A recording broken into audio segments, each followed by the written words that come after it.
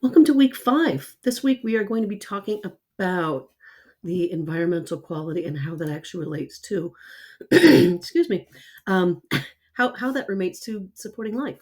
Really, we've been talking about this the whole time, and a lot of you have been looking into these social issues, and that's great. But we want to make sure that we bring it all forward and we can talk about how all these things work together to make a difference.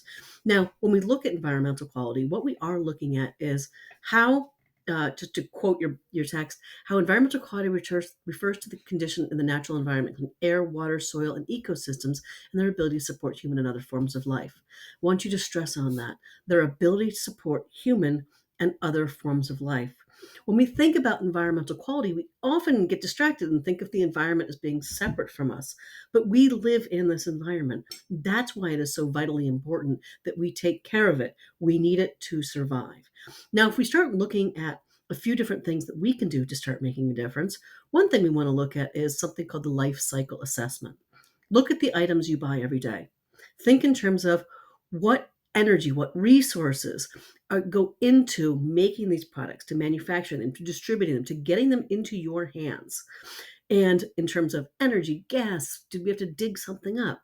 Then, how long did you use it for? Did you use it for a day, a week, a month? That starts making a difference on its life cycle. And then what happens once it gets disposed of and or replaced? That's where we really need to start looking at the life cycle. A lot of times when we tend to look at things, we look, as I've mentioned before, in a linear fashion. Something is made, we use it, we throw it away. We need to start thinking in terms of the circular way of looking at a lifestyle assessment, that when something is no longer useful for one thing, it becomes useful for another. And that's what I want you to start looking at. One area that is very prevalent, and it's the number two environmental polluter right now, is the fast fashion industry. Think in terms of the clothing you wear. How many times do you buy a shirt, wear it once, and throw it out? That's when we're not looking at the lifestyle assessment.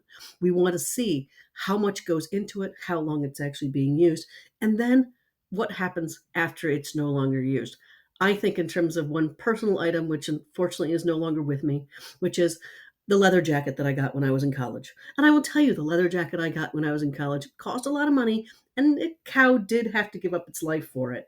But it was made of high quality materials, and I wore that leather jacket for many, many years, wearing it over and over and over, making the life cycle more worthwhile. And then when I would like to say I was trying to get rid of it, but in truth it was stolen, it's gotten a new life because my son stole it and now he's got it off at college. So showing that that is more useful, it's continuing on. If there's anything that you inherited from family members, you're continuing to use it, that has more of a life cycle assessment.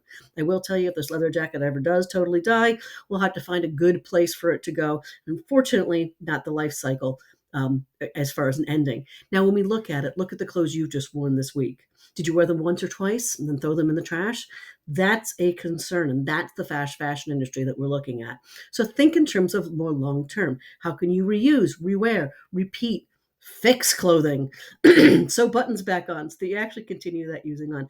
That's some of the decisions we have to make when we look at things out there. Now, how is this affecting actual environmental quality? Well, unfortunately, we've turned into this disposable culture. Now, we have this idea of just throw it away, but where is away? Because away is a place. If it's going into a landfill, it's piling up. That's where we need to start looking away from that. Your text refers to the Environmental Performance Index. We look at 40 different environmental factors from 180 different countries, and we look at how well they're doing. Are they reducing and reusing? Are they recycling things? Are they making sustainable decisions? And a lot of this also ties into what we talked about before, the UN's Sustainable Development Goals, because those start making a big difference. Now, one thing that we're really tying in this week, we kind of did business last week, is we're tying sustainability with equity. Do all people get equal resources? When we start looking at environmental destruction, environmental degradation, these are severely affecting different people differently. And in most cases, those people who are poorest suffer the most from those consequences. Or in other cases, those who aren't even responsible for it are suffering the greatest consequences. Look at the Solomon Islands in the Pacific Ocean.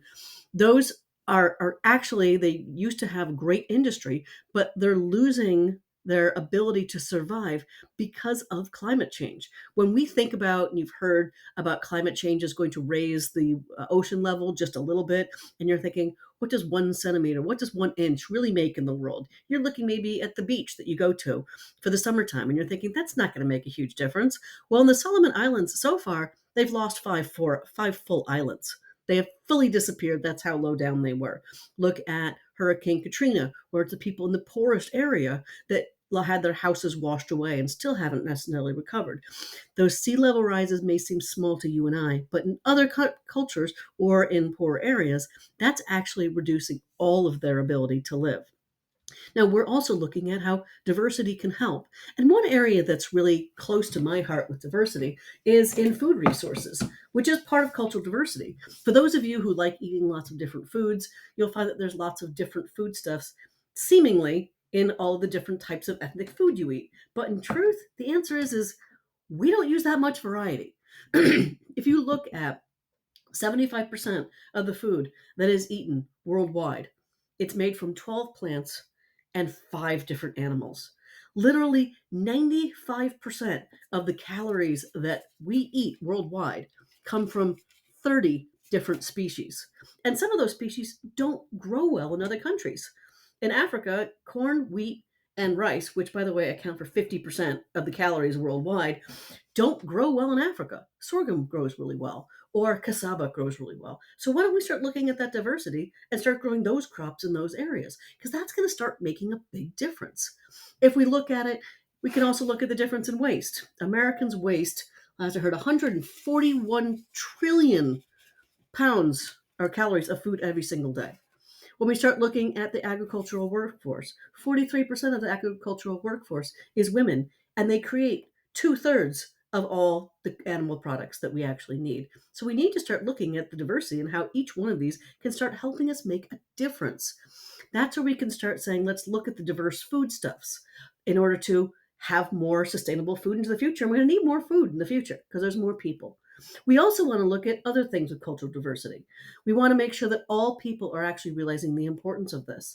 I've spoken to too many people who say sustainability is not something for my culture. That's something for rich people. And I'm going, no, no, no, no, no. It's for everybody. We need to look at all people because all people are causing problems and all people can find solutions. So that's why we really need to look at everyone and see how each culture can help us in order to have more resources toward the future and a better life for everyone. So that's why we want that diversity. That's why we want that equity. We want to make sure that everybody can get the same thing. Right now, with climate change, again, the greatest problem is in those lower lying areas, and that's where we need to focus. So I hope that really helps you understand how this is an environmental issue as well as an equity issue, as well as a social justice issue. Now, on to the actual things you need to focus on this week. Make sure you carefully read all the questions on the discussion board so that you can answer everything fully and completely. Again, I'm grading with a rubric, so I'm looking to make sure that you answer those questions when I'm giving those points. We're also going to be starting to work on the next part of your big old project. And with that, again, last week, no, week 3, we started with the project template, looking at all of those different scenarios. Remember, if you had some problems with the first assignment, that's the week 3 draft, go back and work on that. We can update that to make sure you're using that project template in order to answer the questions and that you're using a correct scenario profile. Also, take that and you can use that same project template that you already started to work on, or you can upload a new version and answer the rest of the questions. So you're going to be doing sections 2 and 3 of that project template. Remember, what you're doing with this project template is you're basically outlining your entire final project. So the better you do on this and the more we get some responses in there, the better you're going to be prepared for that big assignment, which is worth lots of points. Also, remember always reach out to me if you need any help. I'm here to help. I hope you enjoy this week, learning a little bit more about environmental justice and more about equity.